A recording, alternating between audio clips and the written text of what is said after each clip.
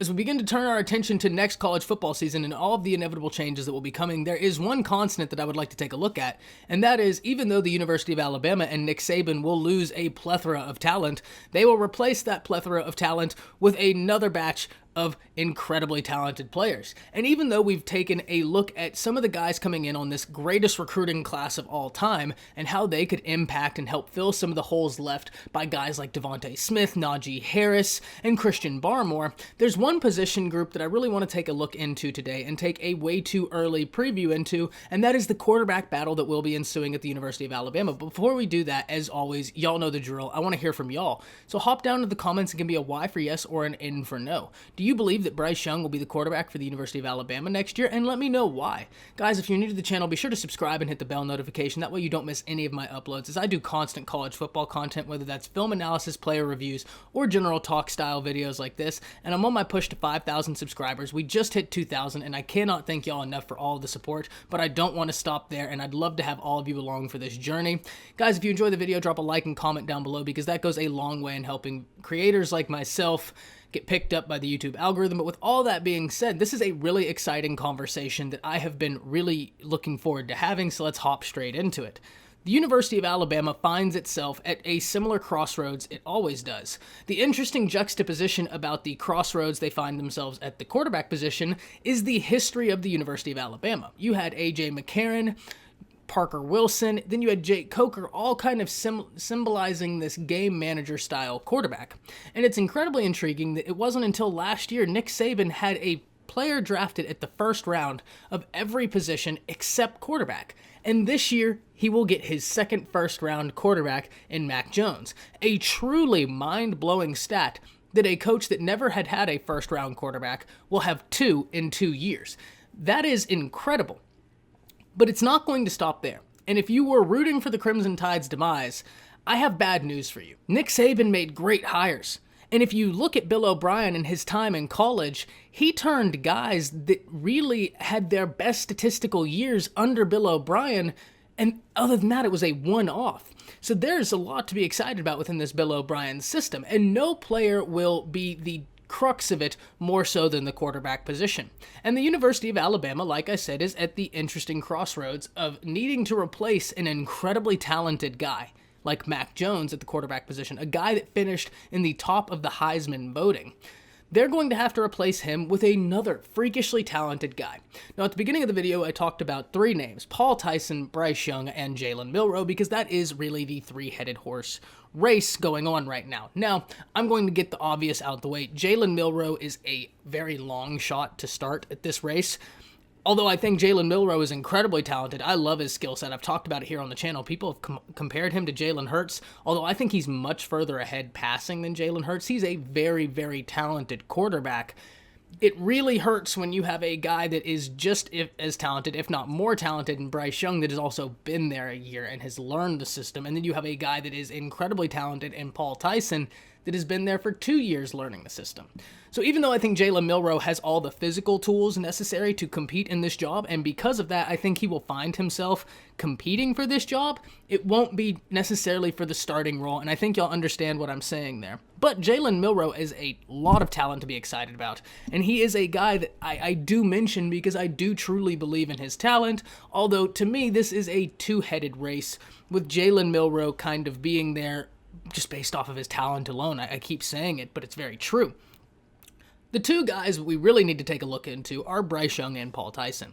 Now, Paul Tyson, being the grandson of Bear Bryant, he's not here because of nepotism. This kid is incredibly talented. He's got the collegiate size, he's got the collegiate arm, and everything you hear about him is that his decision-making is incredible. He's got a very live arm, and I really can't wait for the A-Day to come around so you can get a really good look at who he is and what he looks like. Because from just the sounds of what I've heard from people around the program, he seems like a very capable quarterback. And then you turn your attention to Bryce Young. Maybe one of the most exciting prospects last year, if not the most exciting prospect. I mean, I'm biased. I'm an Alabama fan, so to me, he was the most exciting prospect in the nation. But I don't even think you have to be an Alabama fan to watch Bryce Young's tape and sit there and say, wow. Now, I put out a film review of Bryce Young versus Mac Jones last year, and if you haven't seen it, To give you a just brief synopsis, it was a look at the quarterback battle last year between Bryce Young and Mac Jones, and even then I had kind of a similar opinion I had now, where I didn't know how much of a battle it would be between Mac Jones and Bryce Young. Well, Bryce Young had all the physical tools to push Mac Jones for that quarterback position. The limited offseason was incredibly hurtful to, maybe more so than any other position on the field, the quarterbacks, and that really hurt Bryce's ability to come in there and have a true battle at the quarterback position, because Mac knew the offense, and Mac's a very smart quarterback, and we see now that he's got a very live arm. He is a very, very smart quarterback. He makes great decisions. And when you have a guy like Mac Jones, who does have a great arm, who is great at decision making, and who understands the offense to such a degree, and the guys around him trust, it's going to be very hard to unseat him, even if you are Bryce Young talented. But now Bryce Young has been in the system a year.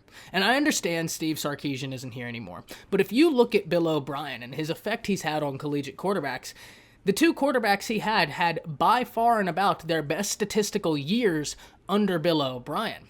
I mean, you could even argue that they were one-offs. Under Bill O'Brien, he had them much better than any other point in their career. So we already know that Bill O'Brien is good at working with quarterbacks. And one reason I think Bryce Young gets put firmly ahead in this is not only the natural ability he has, it's that Bill O'Brien just got done working with a dual threat guy in the NFL in Deshaun Watson. And while Bryce Young nor Paul Tyson is Deshaun Watson, Bryce Young's a lot closer to Deshaun Watson than Paul Tyson is by virtue of his athleticism and his ability to get out the pocket. And look, in a year where you're replacing a lot of different guys, offensive line, running back, wide receiver, that ability to escape the pocket, to buy some more time, and to push plays is going to be big. And Bryce Young is super intriguing in that aspect because he doesn't run to run. When he's escaping the pocket, he's doing it to buy time, to distribute the ball to his playmakers. Bryce Young has got one of the most intriguing arms of the last few years. If you haven't seen that film review, check it out, because I really break down how he's able to take what was a traditional platform for quarterbacks and turn it on its head. He can make all the throws in the world from any arm angle. He looks like your quarterbacks in the NFL that played baseball. Russell Wilson, Kyler Murray, Patrick Mahomes.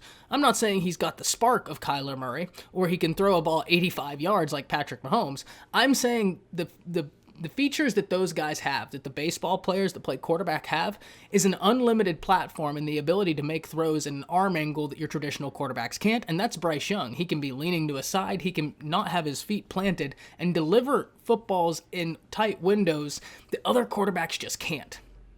When I look at the live action arm Bryce Young possesses, I look at all the new faces that are going to be included in this Alabama offense, and I look at Bill O'Brien and his history. I have to believe Bryce Young is firmly ahead in this job. Not only was he the second string quarterback last year, he got the backup duty. He also is, in my opinion, the best quarterback on campus and might be one of the best quarterbacks in the nation, especially with the receiving core they are going to put around him, which, like I've said, Alabama signed 40% of the top 10 receivers in the nation in last year's recruiting class.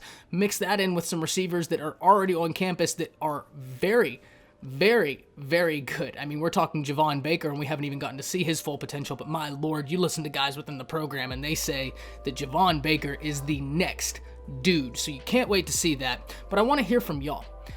I think Bryce Young is the guy. I think his talent is going to be unquestionable. It's too hard to keep off the field. But I want to hear from y'all. Do you think Bryce Young is going to be the starter at Alabama? Let me know down below. That's it. See ya.